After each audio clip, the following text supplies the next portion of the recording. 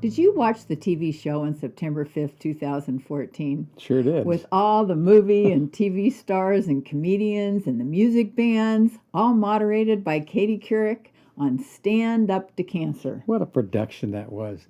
And what it turned out to be is people presenting a lot of information about cancer who aren't experts in cancer. These are professional people who are actors, who are giving advice to people. And for some reason, when actors speak, America listens.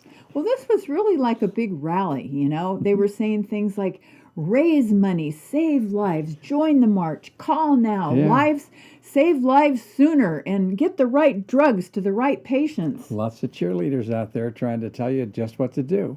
Yeah, that's right. And we're going to get to who the sponsors were, too, for all of this. For sure. But it really was a great fundraiser for early detection and for research for cancer, and it was appealing to everybody. There was a lot of tear-jerking stories and it was very entertaining. Stories with chemotherapy. It was very entertaining, and I mean, the people were great. But they didn't really talk about the statistics for the prognosis. Well, they got sucked into a big ad by the pharmaceutical industry is what it boils down to, in my opinion.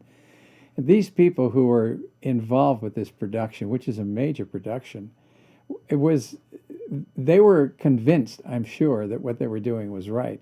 But in actuality, when you look at the facts of what they presented, it wasn't like that at all, because that wasn't there. There were no statistics. It was a big ad for big pharma and for doing research. Right, and very convincing to the American public, because their idols are up there saying, we can do it, this is great, we just have to get together and we have to cure cancer.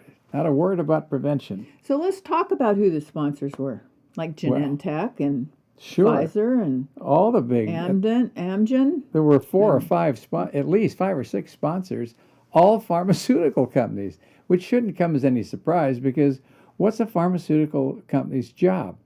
It's to have a return on investment. They're responsible to their stockholders.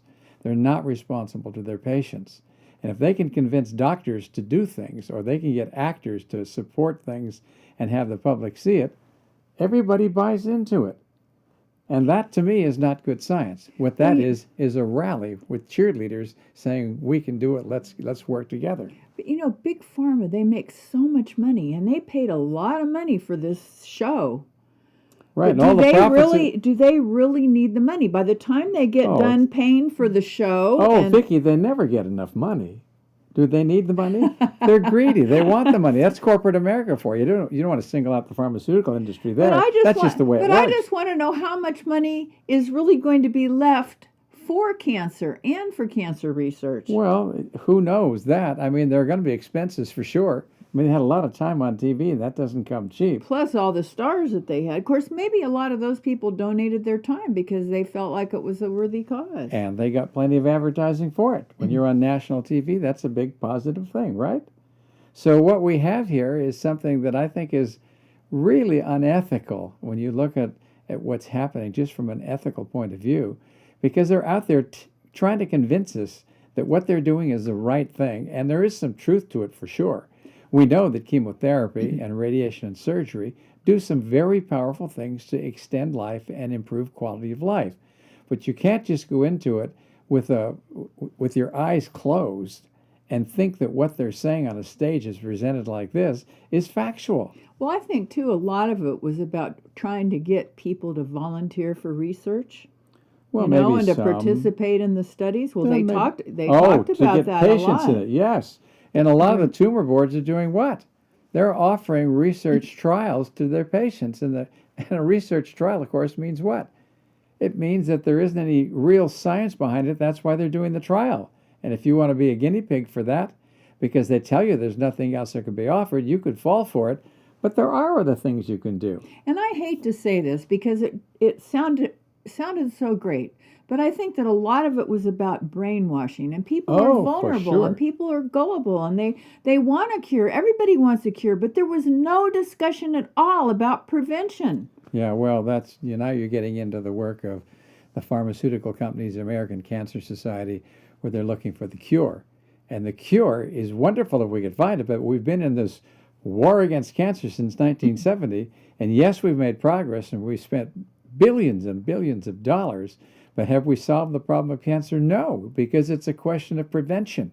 We should be looking to prevent that disease rather than have to spend all the money that we do that doesn't work very ideally, because most patients who have cancer are not doing that well. Well, and the other thing, too, is because the sponsors were mostly pharmaceutical companies, there was no mention at all about alternatives. And why can't we have studies for alternatives to integrate the care with mainstream medicine and with the chemotherapy and so forth? We're not saying to throw the baby out with the bathwater.